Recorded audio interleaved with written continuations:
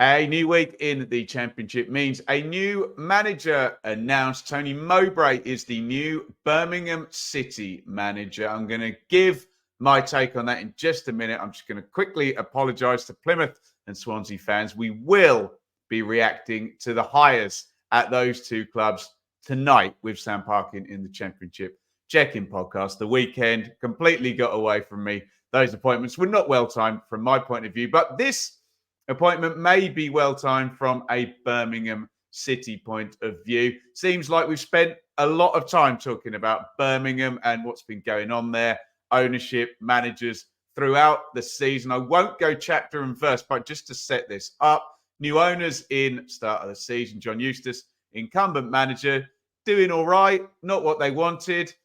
Wayne Rooney comes in, Stardust, disaster, no fear football, you know the deal. Sacked after 15 games. And now here comes Tony Mowbray. And before we go chapter and verse on Mowbray and Birmingham this season, I'm going to lay my cards on the table. This appointment makes a lot of sense. I discussed it with Sam. As I said, we discussed Birmingham at length on the channel this season. And the question that came up is, you want to go from a pragmatic style to a maybe more expansive style. That's the long-term view that maybe the Birmingham higher-ups now would admit they tried to do too fast with Wayne Rooney. And you've also got to manage this season and just avoid any real catastrophes, which there is a worst-case scenario, but maybe that all changes with Mowbray arriving. So I think he's the exact right middle ground, to be honest. You want somebody who's experienced and who can just manage the situation. That's Mowbray. He's been around for eons. We'll read the statement in a minute. They use the word experienced about 500 times to describe good old Mogger. But in terms of style, it's also quite a smart fit, this, because the idea of Eustace being pragmatic and setting up not to lose versus Rooney being told to play, quote, no fear football by Gary Kirk. There needs to be a middle ground, clearly, with the current squad that's been assembled. I think hindsight and Rooney's, look, whether it's the squad or Rooney's inability as manager, it didn't happen, okay? Mowbray has a history of being a pretty shrewd tactician. I think he gets a bit short shrift because he's a northern bloke and an older Englishman, but a clever tactician. And back in the day with West Brom, with those promotions, it was very much sort of playing through the thirds, etc., all those buzzwords that then came in the following decade. I think it's 2008, maybe. Mowbray's promoted with them. Forgive me. We're off the cuff for a news video, so I may get the odd bit of factual information the wrong year or what have you. But then he's bounced about, Mowbray. Obviously went up to Celtic, which where he was a player, Middlesbrough, where he was a player. Those emotional ones didn't quite work out. Neither did Coventry, I have to say. But very good for Blackburn, I think. That was a long run at a club where I think he overachieved, frankly, when you look at the financial state that Blackburn are actually in. And yes, he was always accused of having drop-offs in the second half of the season. But given the spend and the position in the hierarchy of Blackburn, he had them playing good football. He developed good players. And maybe if there'd been better management there and they'd got fees for the likes of Lenihan and Brereton Diaz as those players left the club and he was required to retool every time, maybe things might be a bit different financially at Blackburn. It was an interesting one in getting the Sunderland job last year, Mowbray. Alex Neil obviously walking to do the Stoke job. That did not turn out well because Alex Neil is now out of work, of course, and Stephen Schumacher has taken his position at Stoke. But Mowbray got Sunderland into the playoffs, didn't he? And again, tactically smart. Yes, he had Amad Diallo in the second half of the season. But you can't, look, you can acknowledge the contribution of a very good player in Diallo on loan. But Mowbray guided that team through, and I was at the second leg at Luton where they just got beat up. They had no centre halves, did they? And they had no strikers for a lot of the season with Ross Stewart injured and Ellis Sims. Was he injured or was he redirected? I can't quite remember. He wasn't around either way to to play up top, and they made do, didn't they, with nippy inside forwards like Pritchard and Roberts, and obviously Jack Clark was a bit of a star and still is. But this is a good manager who knows his way around, and again, tactically, we mentioned West Brom. Obviously, Blackburn were quite reliant on Harvey Elliott in one season on that loan period. I think the tactics were give it to Harvey Elliott then. But pretty clever with the switches of play and the use of Ben Brereton Diaz off the left-hand side. So I think, I remember when Blackburn came up as well, 4-4-1-1, Dak and Danny Graham. He's done it a few different ways, and I think he'll be much better in terms of looking at what he's got and finding a solution rather than Wayne Rooney's, right, this is the way we're going to do it. And if you don't like it, I'm going to complain about you publicly, players. So there you go. That's my initial take on Mowbray. I think it ticks a lot of boxes, but I'm just going to bring up the Birmingham website here. Tom Wagner said Tony was the standout candidate in our search for a new manager.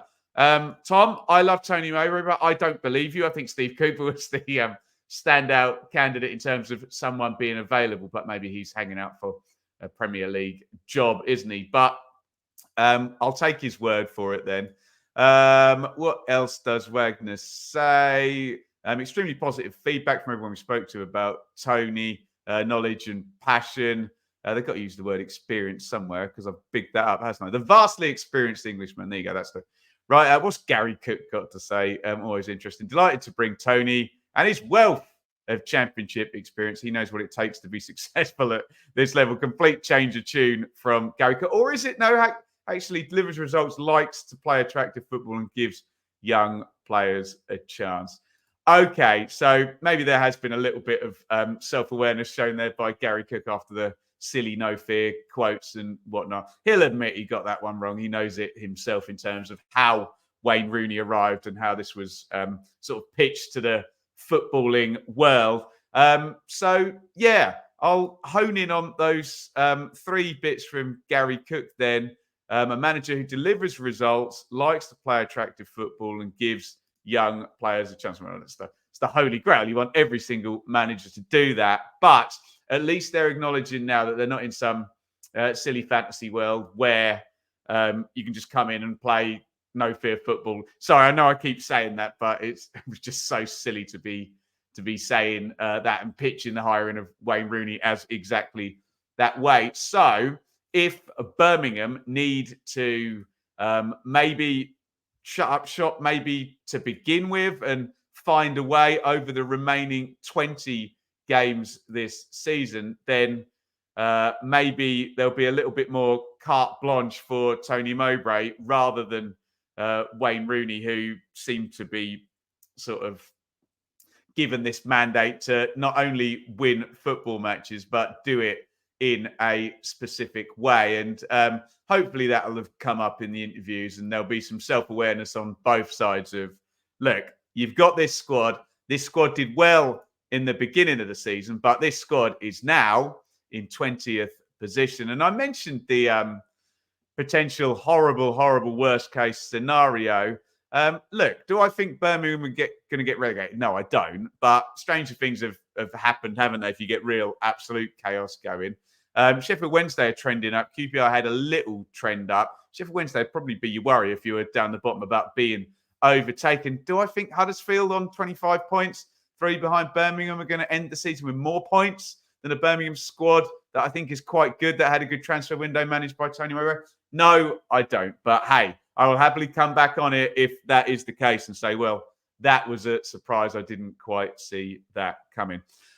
So in short, I think it's a smart hire. I don't know the contract length. That didn't jump out to me. Apologies if I've missed that off the statement there. I do feel a bit sorry for Mogger because it does always seem that he is the kind of stepping stone. You know, he's going to do 18 months or 3 years, whatever it is, to lead them to the total football, no fear football playing manager that they really, really want down the line. I hope that's not the case, but needs must, I have to say at the moment. Mowbray needs a job. Birmingham need a manager. They need someone experienced to be able to take this squad and maybe in a less aggressive way, they can work towards their goal of playing attractive football that the Nighthead capital people want to, pass off around the world as this great, great product. And, ultimately, American investment come in because they want Premier League returns.